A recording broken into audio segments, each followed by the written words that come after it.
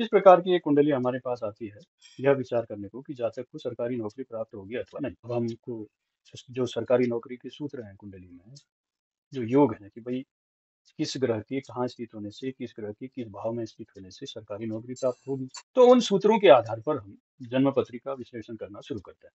तो सूत्र क्या है?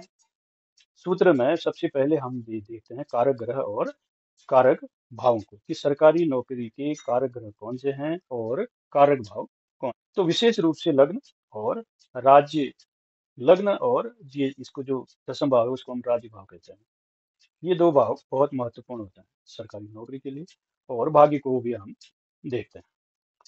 कारक ग्रहों में गुरु, सूर्य, मंगल मुख्य रूप से सरकारी नौकरी के लिए कारक होते हैं। फिर एक सूत्र आता है कि केंद्र के भाव में, ये भाव केंद्र कहते हैं, जो बीच वाला हिस्सा है कुंडली का इसको केंद्र के भाव कहते हैं। कि इसको हम लग्न हो गया, चौथा भाव हो गया ये वाला, सप्तम भाव हो गया और दसम भाव। इस प्रकार से केंद्र के भाव में सरकारी नौकरी देने वाले कारक ग्रह बैठे हैं और वह पीड़ित भी नहीं है। सूर्य की स्थिति अच्छी है, शत्रु के घर में नहीं है, लग्न में गुरु है, गुरु भी शत्रु के घर में नहीं है, शत्रु की राशि में नहीं है, बुध स्वग्रही है और शनि भी अपनी राशि में स्थित है, क्योंकि भाग्य को भी हम इसमें मेंशन करते हैं।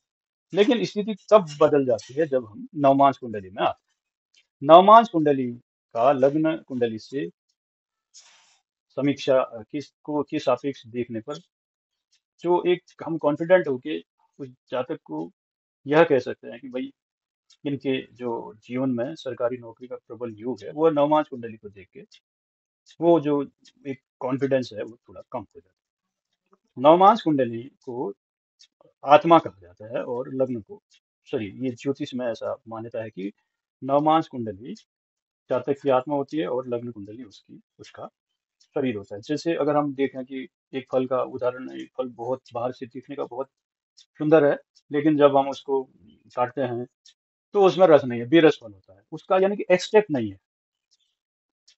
जैसे कोई बिल्डिंग बाहर से बहुत अच्छी है लेकिन उसका मटेरियल अच्छा नहीं है, तो मटेरियल नवमांश है और बाहर का जो स्ट्रक्चर है वो लग्न है। तो इस प्रकार से अगर हम समझते हैं तो नवमांश कुंडली में सरकारी नौकरी की योग बहुत घट गए।